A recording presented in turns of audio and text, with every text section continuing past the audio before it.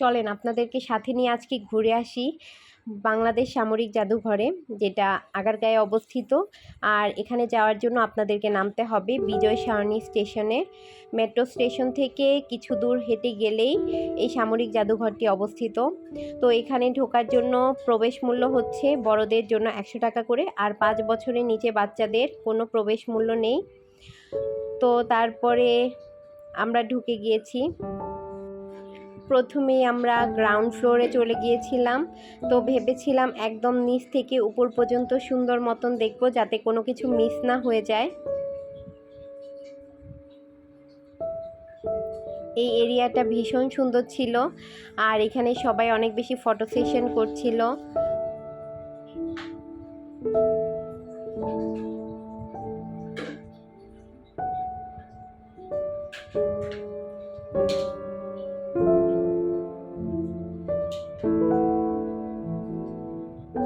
এই সাইটগুলোতে মুক্তিযুদ্ধের ইভেন্ট 1971 সালে আমাদের যে যুদ্ধের কাহিনীগুলো ছিল সেগুলা সুন্দর করে লেখা ছিল।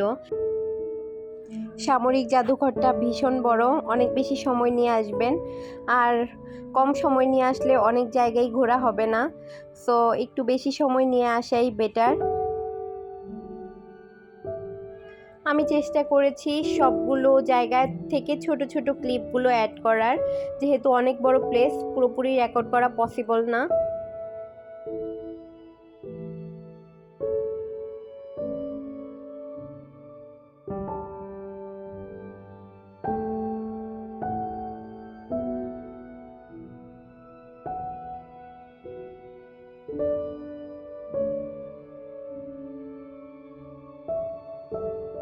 কিছু ইনফরমেশন না বললেই না, এটি যেহেতু সামরিক জাদুঘর, তাই এখানে সব কিছু নিয়ন্ত্রিত হয় বাংলাদেশ সেনাবাহিনী কর্তৃক। আর বাংলাদেশ সেনাবাহিনীর ঐতিহ্য, সাফল্য এবং অস্ত্রশস্ত্রের সংগ্রহ নিয়েই মূলত এই জাদুঘরটি অবস্থিত।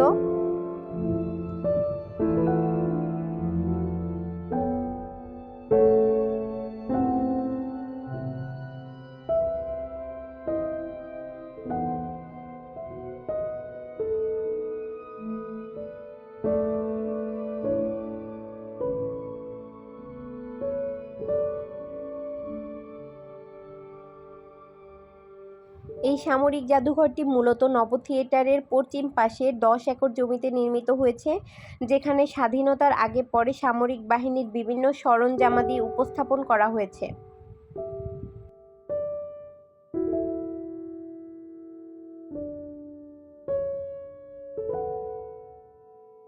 এছাড়া জাদুঘরটিতে সেনাবাহিনীর জন্য, নৌবাহিনীর জন্য, বিমান বাহিনীর জন্য নির্ধারিত গ্যালারি সহ 6টি পৃথক পৃথক অংশ রয়েছে, এবং প্রত্যেকটি বাহিনীর গ্যালারিতে রয়েছে বঙ্গবন্ধু কর্নার।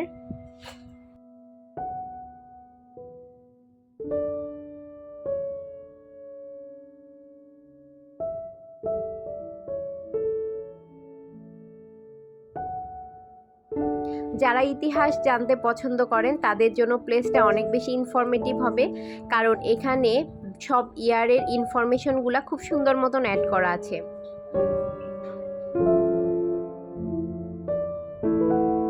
আমরা চলে এসেছি এখন নৌবাহিনী সেক্টরে।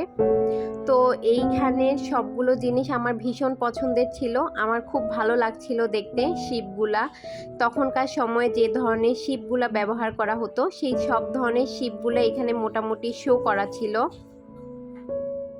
ভিডিওটা অনেক বেশি লং হয়ে গিয়েছে যদিও, কারণ আমি এখানে চেষ্টা করেছি সবগুলা প্লেসেই সুন্দরভাবে দেখানোর জন্য, এই জন্যই ভিডিওটা একটু লেন্দি মনে হতে পারে।